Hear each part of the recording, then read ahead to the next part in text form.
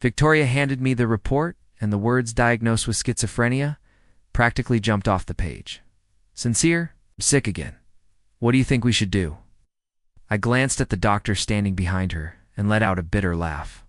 "Nothing to be done. Let's get a divorce." Victoria clearly hadn't expected that. Her face was frozen in surprise. For over a year, she'd used every excuse in the book: faking bankruptcy, faking amnesia, faking insanity. She tormented me endlessly, constantly pushing me to my limits mentally and physically. But if this was the path she wanted, then fine. I'd give her exactly what she was after. I would grant her wish. It wasn't just yesterday or the day before that. I found out she was cheating on me with Ethan Hayes. Lately, she'd been pushing me harder and harder, trying to get me to say those two words: divorce. She even went as far as bringing out fake medical reports, and when I saw them come out of the bedroom together, the messy kiss marks told the whole story. "Are you crazy? You want to divorce me?" she demanded. I forced a bitter smile. "Isn't that what you've been dreaming of day and night?" When she started spending more and more time at the hospital, staying out late, claiming she was unwell, and avoiding any kind of physical contact with me, I knew it was over. We'd been married for 7 years, always splitting expenses down the middle. She had her company, and I had my small business. She used to say we were independent people, that neither of us should rely on the other.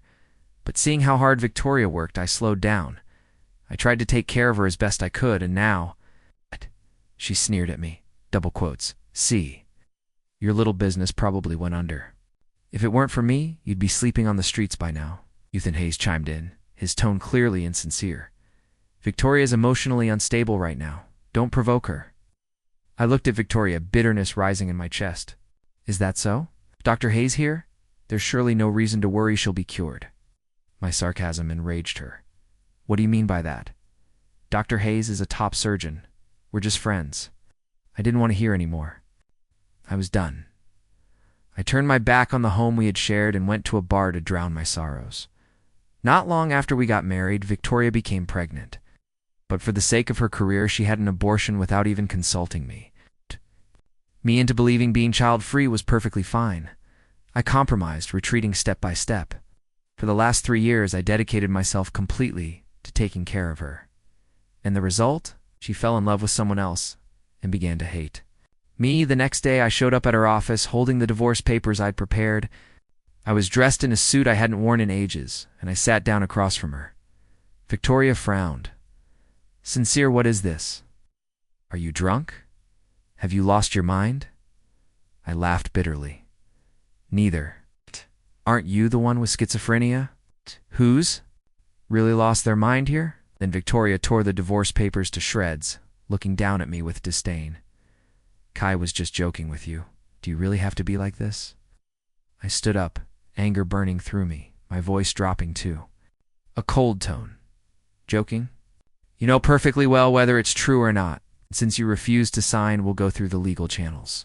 Her eyes filled with contempt and sarcasm. "Are you playing hard to get, or are you just jealous of Ethan? This is about that little incident a while ago. I think you should be more magnanimous." I couldn't help but sneer. Jealous? What right do I have to be jealous? What exactly would even count as a big deal to you? At that moment, Ethan Hayes walked out of the private lounge in her office, the one I had designed specifically. For Victoria, after we got married, I hadn't even slept in that room more than once. But there he was, emerging in his pajamas. "Sincere, your mood seems really off. Do you have some sort of anger management issue? Maybe I can refer you to a doctor?" He smirked. I shot back sarcastically. "Really? Instead of working, you prefer to play the mail homewrecker in someone else's office?" Victoria flew into a rage, grabbing things and throwing them at me. A sharp object cut my forehead, and blood trickled down my cheek. I saw a flash of panic in her eyes, but I just gave a miserable laugh and left. I could hear her employees whispering as I walked out. What right does Sincere Miller have to lose his temper with Miss Ashworth? He's just a kept man. In everyone's eyes, I was just an appendage to Victoria Ashworth. Even if I initiated the divorce, no one would take it seriously. They'd think I was making a fuss over nothing. I went to the hospital alone to get my wound treated. There was a time when Victoria would have worried herself sick if I'd even scraped my skin. She would have stayed up all night comforting me. But now, there was no place left for me in her heart. As I was leaving the treatment room, I ran into Ethan Hayes, dressed in a white coat and looking smug. He blocked my path and looked down at me with relentless condescension. Sincere? Who do you think you are? Victoria wouldn't even give you a second glance now.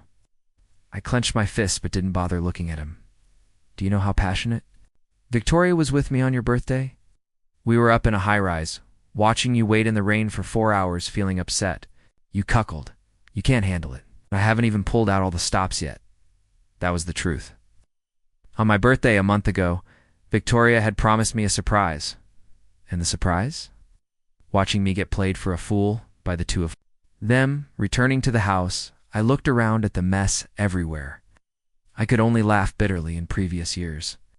I had poured significant resources into supporting Victoria's company, even asking my business friends to keep things from her. I was never just the owner of some small studio. I was the CEO of a company about to go public. But to her, I was never good enough. It's just a man living off her success. I started packing my bags, unwilling to stay in that house a moment longer. My friend Marcus Graham called. Sincere. About Victoria's latest project. She handled it. Did you two have a fight? I threw the last piece of clothing into the suitcase. We're getting divorced. Marcus was shocked. He knew better than anyone how much I'd sacrificed for Victoria. But, honestly, Victoria's proposal isn't viable. These past few years, if it weren't out of respect for you, I pressed my lips together. I know. I'll treat you to dinner tonight. Walking out of the house with my luggage, I felt a strange sense of liberation. At the upscale restaurant, my friends looked at me a little intimidated. Sincere? Why the divorce? I didn't answer. I just took a sip of wine, rubbing my finger along the glass, a mocking smile playing on my lips. Maybe she feels I'm not good enough for her. What? There are so many women chasing you. Your company's about to go public, and she still looks down on you. Marcus flared up. I shook my head, unwilling to say more. As we were drinking and chatting, Victoria appeared on the other side of the restaurant-arm, Meyer with Ethan, seeing us. She immediately rushed over and smashed her wine glass on the floor. Sincere Miller. Haven't I told you I hate men who drink? I was speechless. Standing up, I asked, What, do you hate men who drink, but you're fine with Ethan drinking? Is that it? Ethan quickly took over the conversation. That's because I'm stressed from work, just having a little drink. Unlike you, hanging out with this bad company? My friends were furious. They'd never been insulted like this, especially not by someone as insignificant as Ethan. I held them back. Victoria snorted coldly, speaking with supreme confidence. If you're going to be like this, don't bother coming home. I've been having terrible insomnia lately and can't stand the stench. I thought, fine, seeing how readily I agreed. Victoria couldn't stand the strange looks from everyone else and left with Ethan. Now my friend saw the situation clearly. It was simple. Victoria, feeling somewhat capable, had found a new lover. That night, after I returned to my large city apartment, Victoria called furious. Where did you go? Are you really not planning on coming back? Seeing you have a mistress outside, is that why you won't come home? I found it truly amusing. She was the one who had pushed me to this point, yet now she spoke like the victim. No, I thought I made myself clear. Let's get a divorce, I replied. Victoria cursed a few times, then laughed bitterly.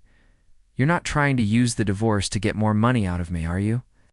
We agreed to split expenses from the beginning. I haven't fallen so low as to need a woman's money. I let the silence hang on the line for a few seconds. Just as she was about to speak, once again, I hung up. Another provocative video had arrived from Ethan. They were having a candlelit dinner at that house. Her face was flushed, eyes glazed. She could call me 1 minute, then happily drink, and chat with Ethan the next. Uncensored Ethan messaged, I'll take care of Victoria for you tonight. After all, she hasn't been feeling well. I had never responded to messages like that before. I used to just endure it, thinking maybe my silence, my pleading, might somehow soften Victoria's heart.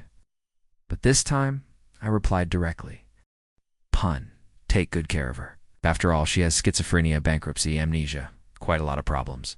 Remember to remind her about the divorce so you can move up in the world. I turned off my phone. Victoria called again, but I didn't even need to hear it to know what she wanted to say. I switched it to Do Not Disturb and headed to take a shower. Ethan had used a consultation as an excuse to get close to her, scaring her. With talks of possible mental conditions, one thing led to another, and they formed a deep connection. Games escalated, faking illness after illness, all with one goal: to make me leave with nothing. She wanted me to initiate the divorce. She tested my patience step by step, pushing further each time, now that my heart was finally dead set on leaving. She should be quite satisfied. The next morning, I went to a nearby construction site. Wanting to avoid drawing attention, I dressed, plainly, wearing a hard hat. After speaking with the manager, I turned and saw Victoria approaching with Ethan and an entourage in tow. They looked inseparable. The dark bruises on their necks said everything about their night. Victoria mocked loudly. Uncensor, can't make ends meet, huh? Yesterday you wanted a divorce, and today you're here playing the victim on a construction site? Even if your studio shut down, I could still throw you $100 grand. I turned to see Ethan stepping forward and shoving my shoulder. Uncensor, hurry up and apologize to Victoria. Maybe she'll grudgingly give you some pocket money. I punched Ethan squarely in the face, radiating the kind of energy that screamed, keep away. We're not even divorced yet, and you're already acting like the man of the house. Victoria shoved me back, shielding Ethan as she roared, how dare you lay a hand on Ethan? I could clearly see the worry and pain flicker in her eyes. Why shouldn't I sneered. If you're in such a hurry, sign the papers. There's still a month left in the cooling off period. You two can finally be a proper couple instead of playing illicit lovers. The moment I said that, she slapped me hard across the face. Fine, divorce it is. Let's go to the registry office right now. Ethan eagerly fanned the flames. I just want to take care of Victoria. I don't want to take your place, Victoria. Easily provoked, told the driver to step on the gas. Faster. After completing the procedures at the registry office, she kept up her haughty demeanor. Don't come begging me later when you can't make it on your own. I looked at the two of them and said flatly, fine. From now on, we stay out of each other's lives. With that, I left. I had a pile of company matters waiting. I wasn't going to waste another second on them. What mattered most now was keeping the news of the company going public from reaching Victoria for now to avoid unnecessary complications. Most of the cooling off period passed. Then one day I attended a charity auction. As I entered the venue, I spotted Victoria sitting in a corner with Ethan, holding his hand. High society charity auctions were more than about charity. They were for showing power, for networking. Since losing my behind-the-scenes support, Victoria's company had declined significantly. She tried to strike up conversations, but no one gave her the time of day. I took a seat at the very center of the front row. Victoria immediately blew up. She walked over and tugged at my sleeve. Sincere, are you crazy? This isn't a seat for a bricklayer like you. Ethan, clearly intimidated by the crowd, but still puffing himself up, added loudly, Where'd you borrow those clothes? From? Don't think wearing emperor's robes makes you the crown prince. I looked at them both with cold contempt. The auction is about to start. It's inappropriate to cause a scene. Victoria ground her back teeth. Don't ask me for money. Later, the auction began. The initial items were minor, fetching a few $100,000 or a few million. Victoria raised her paddle a few times, but didn't dare actually bid. Then, a genuine masterpiece by a famous artist was presented. Starting bid, $30 million. My voice rang out clearly, $50 million. Victoria's eyes nearly popped out. Dat was half a year's profit for her company. $50 million. Any other bids? Silence. Being a charity auction, the bid was already far above the usual. Just as the hammer came down, it was a loud crash behind. Victoria had tried to leave and accidentally knocked over her chair. She covered her face and left, clearly embarrassed. She exited. Whispers followed. Good thing she left early. Sincere might have asked her for money. Sincere Miller is going public next month. Would he be short of a few million? He's always been generous. Victoria grabbed the arm of a middle-aged man near the door, asking in shock, "What did you just say? Sincere Miller?" "A listed company." She whipped around and ran. Back inside, I had just finished speaking with the event organizer when she stormed back in, eyeing me suspiciously. "Didn't your studio go bankrupt? How could it become a listed company?" I frowned slightly. My assistant had already stepped in and pulled her aside. "Madam, Mr. Miller is in discussion. Please leave." But Victoria followed closely, shouting insolently, "Sincere, don't think you can fool us by hiring actors." Her face turned ugly. But this wasn't a place where you could pretend. A few of my business friends also came out from inside. Upon seeing Victoria and Ethan, their expressions soured. Ethan asked, surprised, "What are you guys doing here?" My friend Marcus Graham responded smoothly, "What do you mean? And we from bad companies can sit in the front row. Why are you respectable people in the corner?" Marcus had organized the event. No wonder Victoria hadn't been officially invited. It seemed he wanted to help me vent a little. Ethan's face fell. "Trying to sound superior," he said, "in my family, we're all highly educated intellectuals, unlike you nouveau rich types." He turned to Victoria. "I'll take care of you from now on." I couldn't help but laugh. Highly educated. You graduated from a very average undergrad school. You really think a bachelor's degree makes you an intellectual? Victoria shielded Ethan, her face twisted with resentment. "Hey, Sincere, you deceived me. You were never bankrupt." Weren't. "You, the one lying, to pretending you were just friends?" I smiled. Marcus and the others joined in the teasing. As Ms. Ashworth is young and successful, how could someone like Sincere be worthy of her? The divorce will be final soon. This highly educated man should be stepping up. Someone else chimed. Ethan couldn't take it anymore. He raised a fist to fight, but Victoria quickly pulled him back. "Enough. Haven't you embarrassed yourself enough for one day?" She gave me a long, searching look before disappearing down the corridor. Before, she might have scoffed at a penniless Sincere Miller. But now, seeing me successful, my company about to go public, her heart wavered. She looked at Ethan beside her. A trace of annoyance flickered in her eyes. She had come today hoping to network, but everything had gone up in smoke. "Victoria, why are you pulling me? Sincere's clearly lying. You're not thinking of getting back with him, are you?" "Yes." "Ethan's?" Words hit her hard. She snapped. "Oh, Ethan, how can you be so short-sighted?" That single sentence shattered him. He stormed off, already humiliated, and now even belittled. His fragile ego couldn't handle it. Victoria stood there alone for a long time, beginning to truly regret everything. Marcus patted my shoulder. "Actually, I meant to talk with you about something, but you've been so busy lately." I just smiled and said nothing. As I was leaving the venue, I saw Victoria still standing by the entrance. She tried to approach me again, but was blocked. "Sincere, why are you doing this to me? Is it really so hard for a husband and wife to be honest with each other?" I didn't even look at her. Just got straight into the car. From the moment we married, Victoria had always been obsessed with money. Even when things were okay between us, she insisted we split expenses. She was afraid I'd get my hands on her hard-earned assets, so I rarely even visited her company. Then came the emotional and physical affairs, followed by one farcical drama after another. And slowly, my love for her began to fade. That night, I worked late overtime still, focused on making sure everything for the company's future was perfectly in place.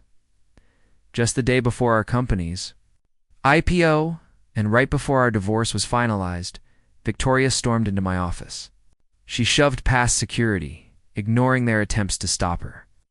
Her eyes were bloodshot. "Sincere, what did you do to my company?" she demanded, breathless. "Why are all the partners who used to work with me rejecting my proposals?" I calmly set aside the documents in my hand, my voice cool and indifferent. "When your company sailed smoothly all these years, did you really think it was all due to your own outstanding ability? When you met my friends, didn't they seem familiar?" Just those two simple lines made her tremble slightly. As the truth began to sink in, all these years, she'd gotten everything she wanted so easily, so effortlessly, yet it never once crossed her mind that maybe, just maybe, I had been the one silently pulling the strings behind the scenes. Victoria pressed her lips tightly together, then scoffed.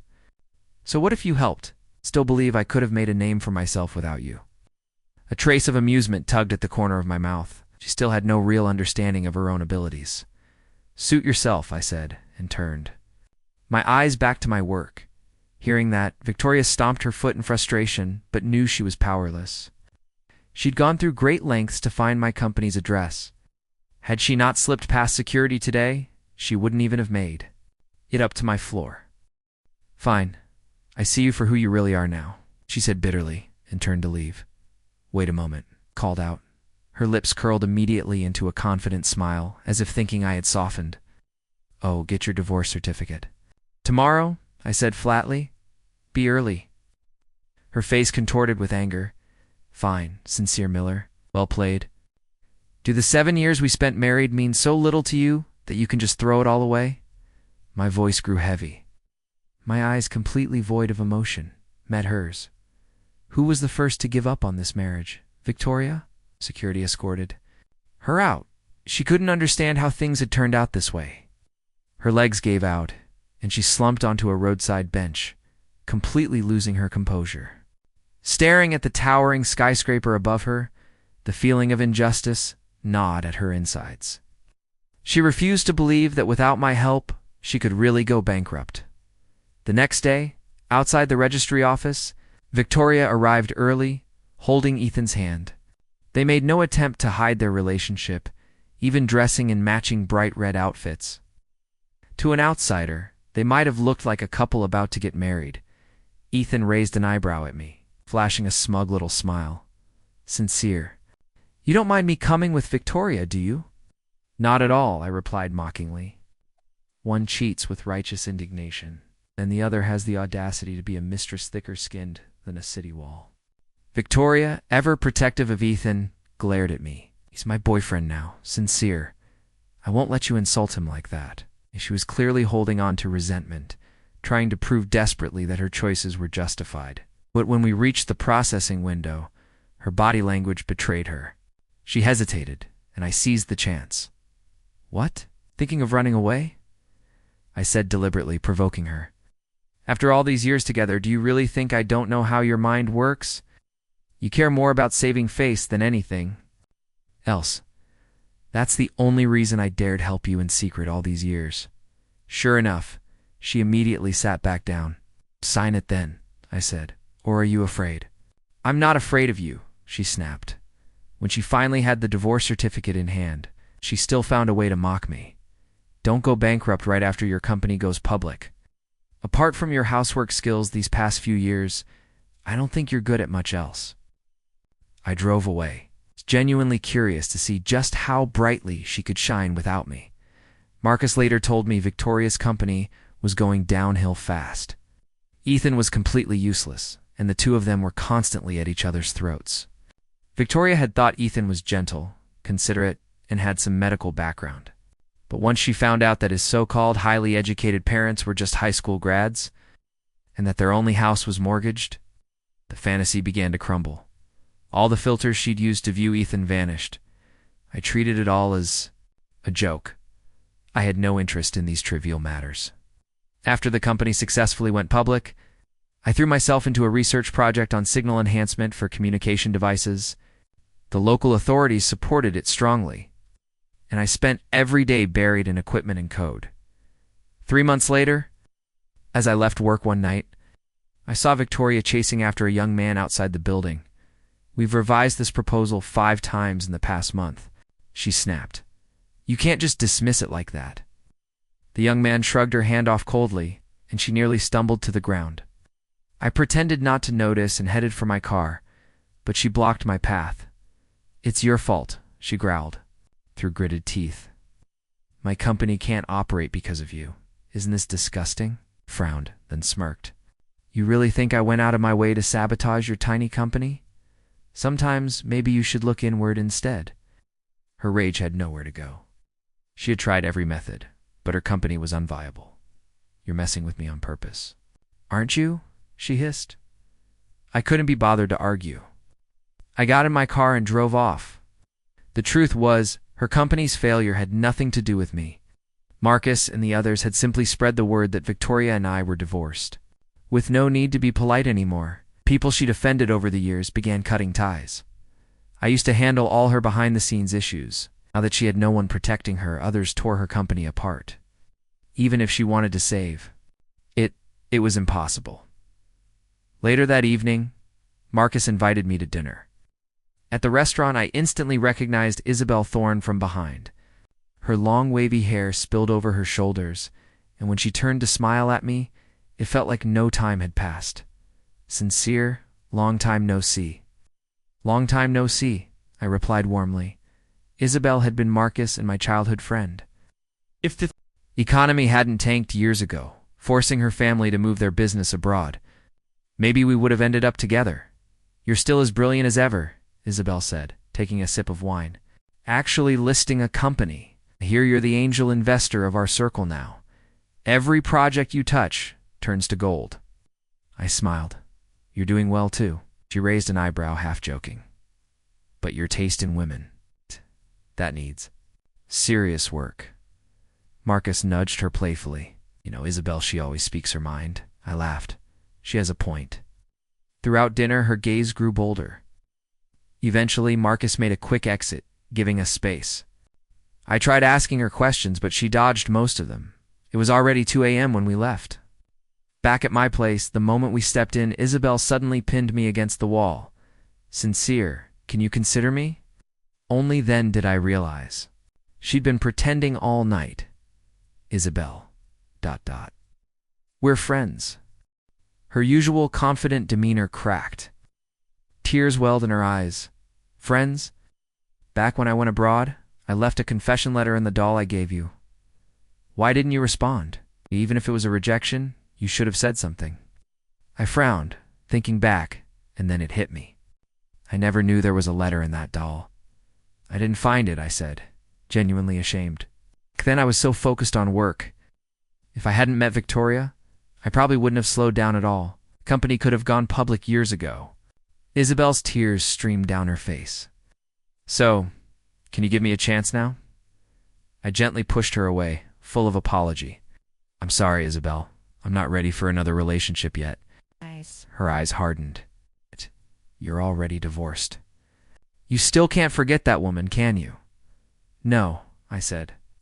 It's just that I want to be alone for now. She gave a sorrowful smile and walked toward the door. I caught her wrist. It's late. You've had a lot to drink. The guest room is clean. She hesitated, stomped her foot, and finally agreed to stay. From that day on, Isabel became a constant presence in my life. She invested in the company, took over recruitment duties, and proved she had a sharp eye for talent. We were both adults. We didn't dwell on that night. Then one day, as we were leaving a shopping mall together, we saw Victoria and Ethan arguing violently. Where did all the money I gave you go? Victoria screamed. Ethan shoved her aside. Didn't you give it to me willingly? You can't take it back. And the car I bought you? She shrieked. Why don't you drive it anymore? What are you hiding from me? An older woman suddenly rushed over and slapped Victoria hard across the face. My son didn't even mind you were secondhand. What's wrong with taking a little money from you? His younger siblings rely on him? You're bankrupt now. Get lost. Victoria stood there stunned. She tried to retaliate, but she was no match. She collapsed to the ground, looking at Ethan with disbelief. You lied to me, she whispered. From the start. All for money. Now that I have nothing, you're leaving me? Ethan looked at her like she was trash. He adjusted his sleeves and turned to his mother. Come on, Mom. The next one will be better. I turned to Isabel. Is this why you asked me to come shopping with you today? She tilted her head, smiling. Indeed. I chuckled. Even the composed Isabel had a mischievous side. As we turned to leave, Victoria suddenly ran over. Who is she, Sincere? Don't tell me you've moved on that quickly. Who do you think you are, Victoria? Don't forget we're divorced. She broke down instantly. But you lied to me first. You planned to divorce me all along. You never loved me, I snapped. And who changed first? Victoria. Yes. You had an affair with Ethan while we were still married. Now that you're left with nothing, you expect me to forgive you? I had loved her. If there were no feelings, why would I have married her? We'd been married 7 years. She cheated for 3. I gave her countless chances. But in her eyes, money meant more than love. Power and wealth defined relationships for her. How could one person's effort ever sustain a marriage meant for 2? On the way home, Isabel asked, "Will you help her?" "No," I answered firmly. "Her situation is her own doing." The next morning, my assistant came in, flustered. "Victoria's causing a scene downstairs, demanding to see you." I didn't even look up. "Call the police." I stood by the floor-to-ceiling windows, staring at the gray sky. Below, Victoria stood in the pouring rain, soaked. It reminded me of the day she left me. Still, she didn't leave. Isabel knocked. "Lunch?" I nodded. As we exited the parking garage, Victoria blocked our way, soaked, miserable, her face set with grim determination. "How could you do this to me, Sincere?" she whispered, voice trembling. "I have nothing now. Are you happy?" I looked at her, expressionless. "What does that have to do with me?" "You're blocking my car. Are you trying to fake an accident for insurance fraud?" She shook her head. "No, it's not fraud." "Then why are you blocking my car?" I snapped. "What do you want?" She opened her mouth several times, but said nothing. Finally, she muttered, "I don't have a place to live. I don't have money. Can you lend me some?" "No." She froze. Her eyes widened in disbelief. "Sincere. If you hadn't deceived me, who deceived whom first?" I barked. "You cheated. You guarded that little company like I was the thief. You faked illnesses, hoping I'd leave with nothing. Now that you got your wish, why aren't you happy?" Security dragged her away again. And once again, she collapsed on the roadside, all her hatred now aimed at Ethan. A few days later, headlines exploded. Ethan Hayes, chief physician head, used his position to seduce wealthy women, manipulating them and defrauding over 100 million. And it was Victoria who reported him. So much for love. Isabel once told me, "Victoria only got with me because I looked decent and seemed easy to control. She never truly loved me." Isabel confessed again. I turned her down. I didn't want another relationship. Victoria tried to find me several more times. After repeated visits to the police station, she finally gave up. In the next 3 years, my company became a national leader. I stayed scandal-free. Isabel helped keep suitors away, but after years of no response, she left the country again. The day she left, she asked me tearfully, "Do we really have no fate together?" "I'm sorry," I said softly. I never saw Isabel Thorne again. But one day, while driving, I saw Victoria handing out flyers on the street. I rolled up my window. I didn't even want to spare her a glance.